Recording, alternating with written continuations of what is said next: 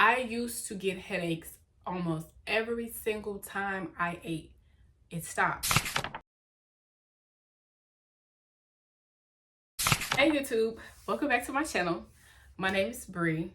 So today I'm going to be sharing with y'all what I experienced after I stopped eating red meat. So I've been plant-based for about 4.5 years now, and red meat was actually the very first thing I cut out of my diet. It was the only thing I intentionally cut out of my diet.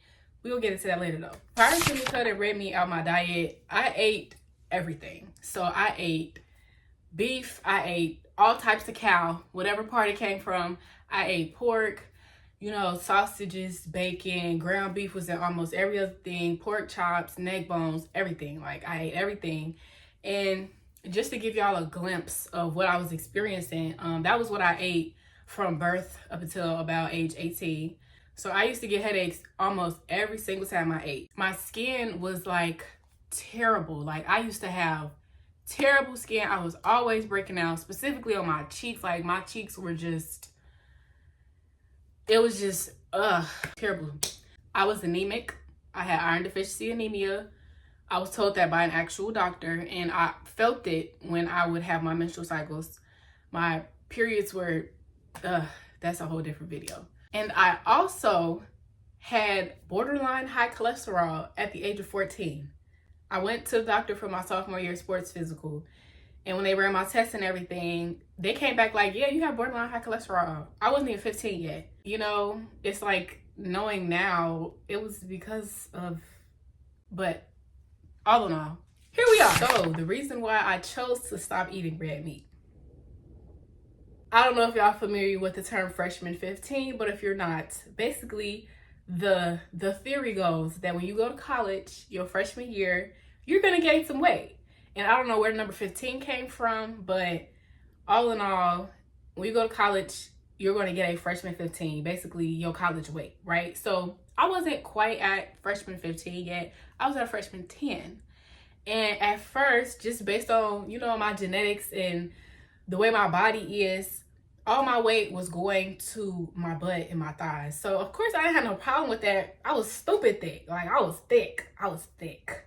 But after a while, the weight started showing up in my stomach and my face. And I also know, just like based on my genetics, my weight feels out first in my butt and my thighs. I also know based on my genetics that I had the potential to become very, very, very overweight. So I'm like, no, I can't do that. So I was working out consistently 4 or 5 times a week after class when I was in college, my freshman year.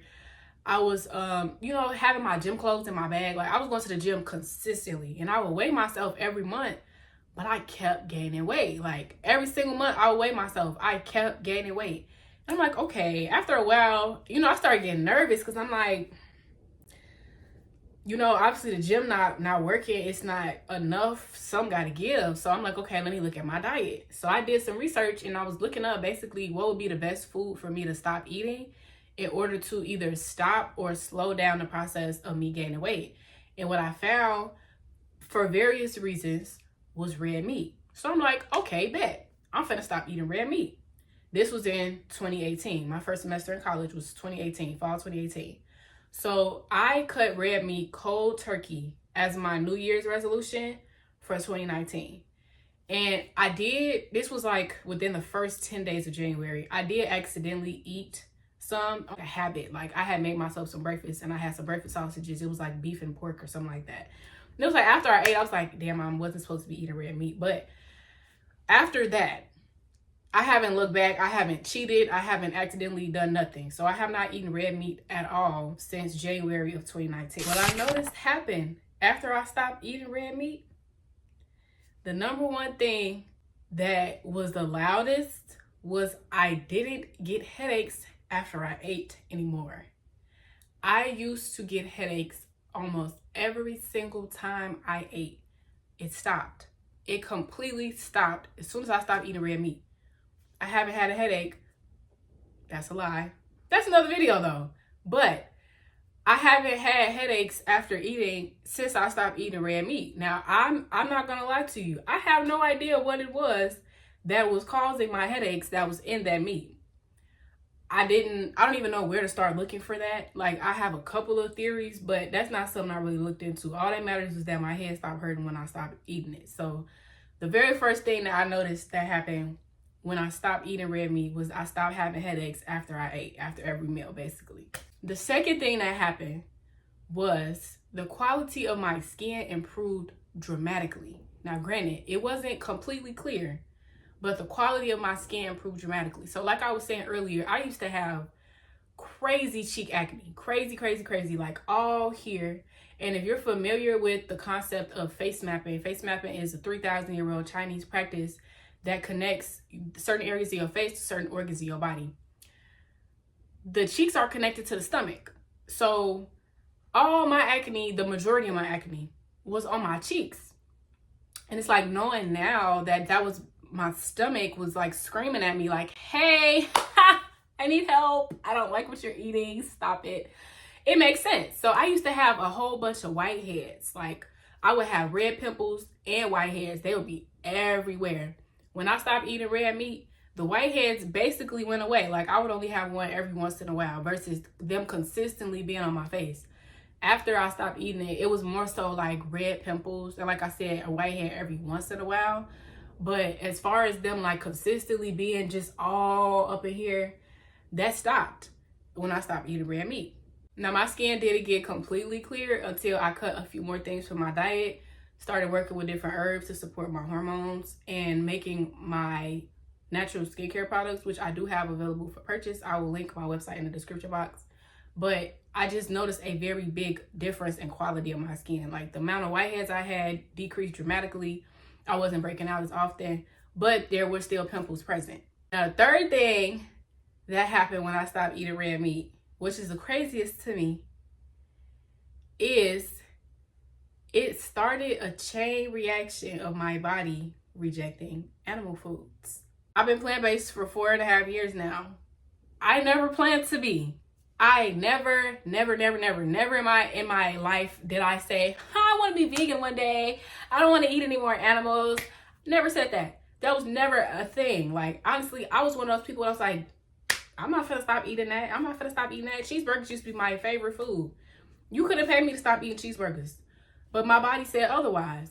So it was like, after I stopped eating the red meat, it was like, my body was like screaming at me. Like I said, especially knowing now that cheek acne is associated with stomach issues, my stomach was screaming at me like, Bria, please stop eating this shit, please.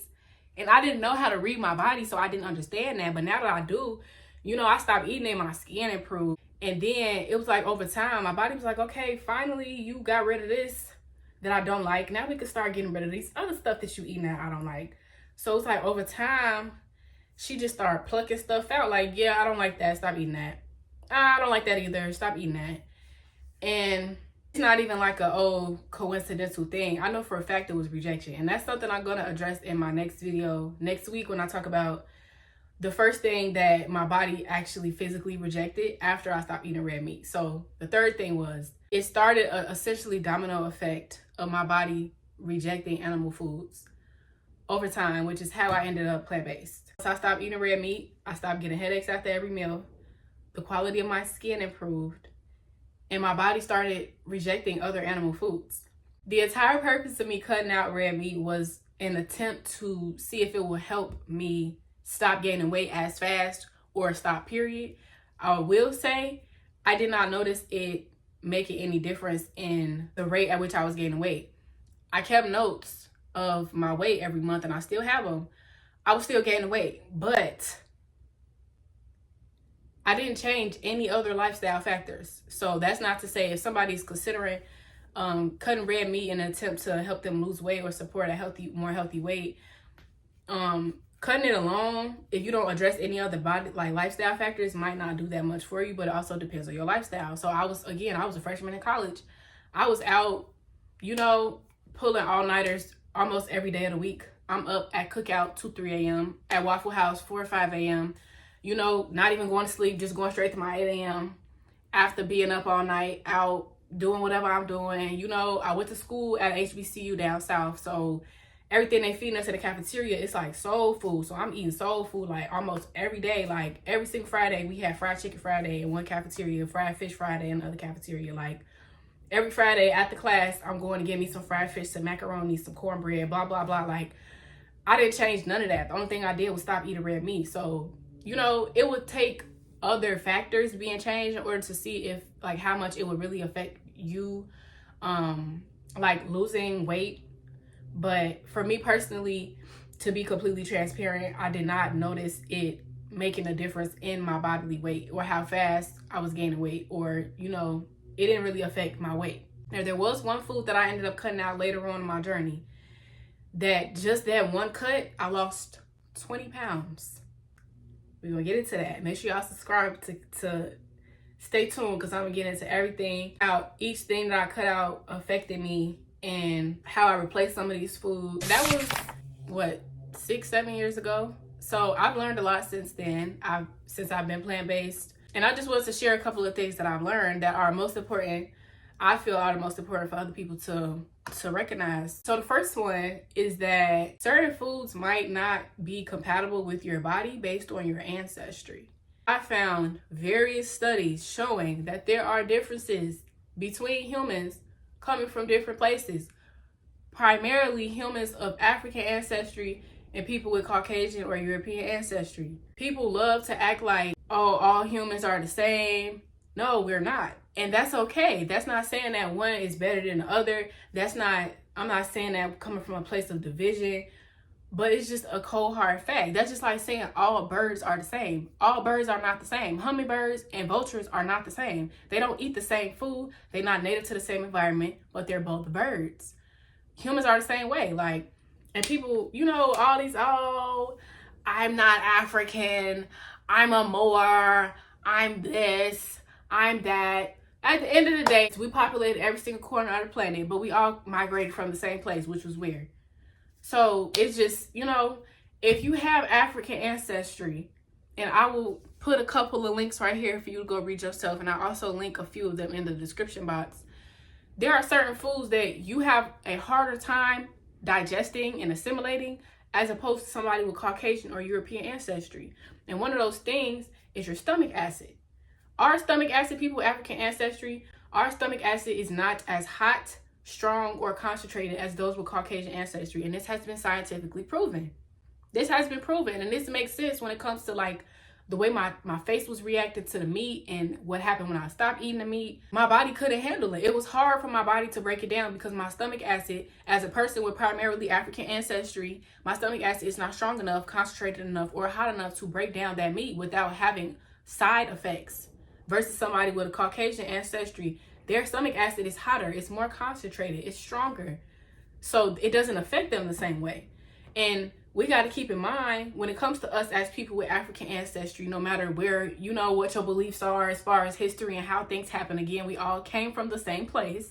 We are not the ones creating the food pyramids. We are not the ones creating the diets that are the children are being taught in school. Like, yeah, you should have this amount of dairy, this amount of protein, this amount of fat. That's not based on our genetics. That's not based on our DNA. That's not based on our ancestry. So we being taught to eat like people that didn't eat like our ancestors, or they from different regions, so they had different foods available, so their bodies adapted to eating for certain foods different ways. Like, that's going to show up differently in us because that's not how our bodies adapted to be able to handle those foods.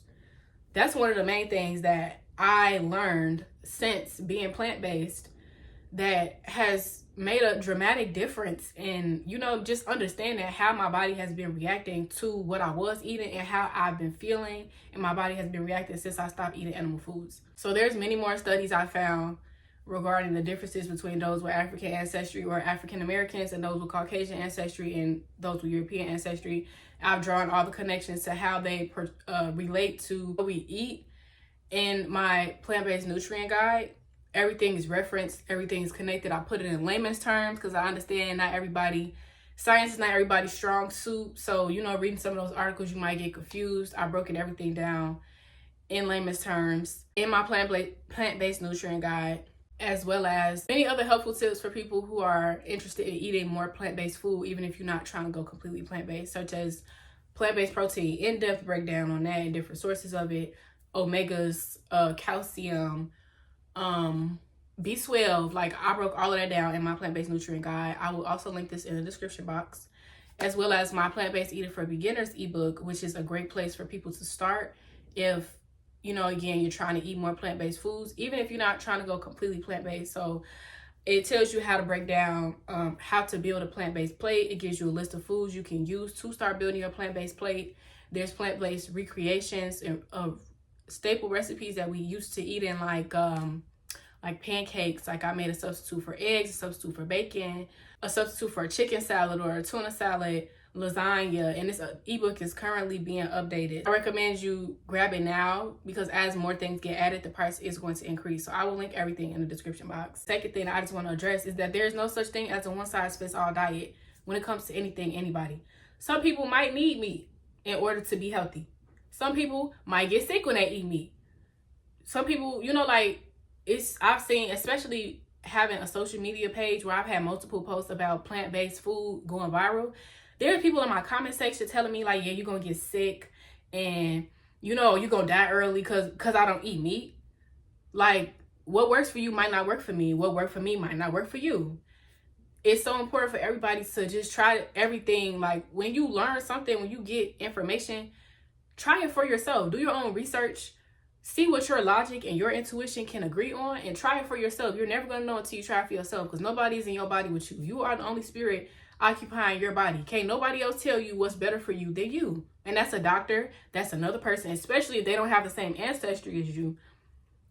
Like, see what works for you because everybody is different. There's no such thing as a one-size-fits-all diet, period.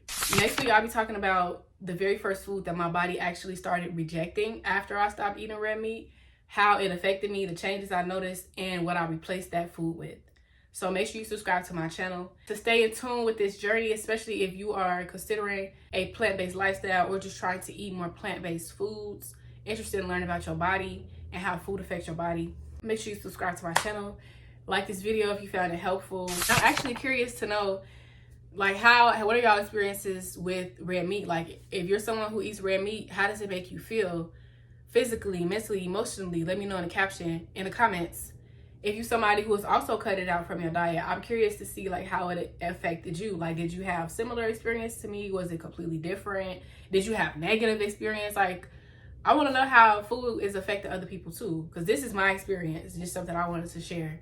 But let me know what y'all experiences have been in the comment section, and I'll see you next week.